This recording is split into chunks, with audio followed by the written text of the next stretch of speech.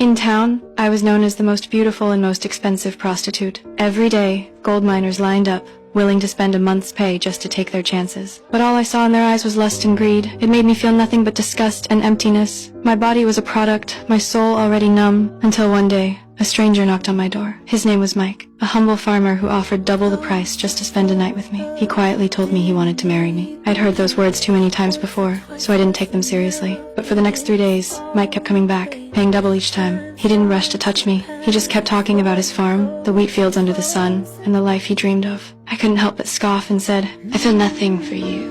You're a dirt farmer."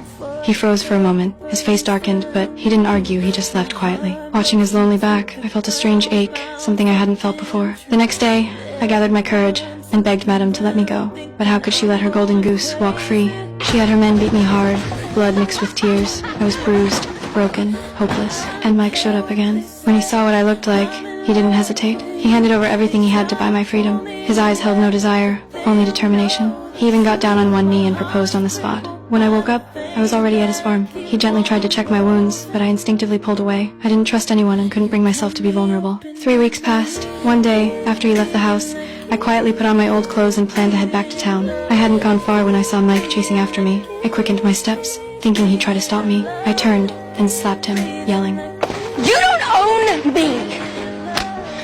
Mike didn't get angry. He simply said, "That way's 19 miles back to the town you came from. This way's 1 mile home. There's food there, and me waiting for you." His voice was calm but firm. I don't know why, but I chose to walk the 1 mile home. When I stepped inside, Mike didn't say a word. He just quietly knelt down and cleaned the wounds on my feet. I looked at his gentle face, and for the first time, I felt something warm inside. That night, I tried to repay him with my body, but he softly turned me down. He said he'd wait until the day I truly wanted to be with him. I had never met a man like this. He didn't rush. He just stayed. So I started learning how to be a real wife. In the days that followed, I gathered eggs from the chicken coop for the first time, tried fishing, even learned how to chop wood. I wasn't good at any of it, but for once, I felt peace. Without realizing it, I started to rely on him. Little by little, I opened up. Then one day, the neighbor's baby was born. Mike looked at the child with such warmth in his eyes he clearly loved kids. But me, I could never have children again. I told him the truth, how I'd been abused years ago by a nobleman. It was a memory I had buried deep, never shared with anyone. But after hearing it, Mike didn't flinch. He simply said, "There's nothing in this world that could make me stop loving you." Still,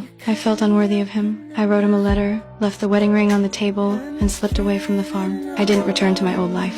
I got a job as a waitress in town. Day after day, I tried to let time wash everything away, especially my feelings for Mike. 4 or 5 years passed. Maybe out of respect, he never came looking for me, but I never stopped thinking about him. Then one day, Mike's brother found me. He told me Mike hadn't been doing well. He'd spent all these years waiting and never moved on. After hearing that, I finally gathered the courage to head back. All those years, I wasn't running from Mike. I was running from the part of me that still longed to be loved. But this time, I'm done running.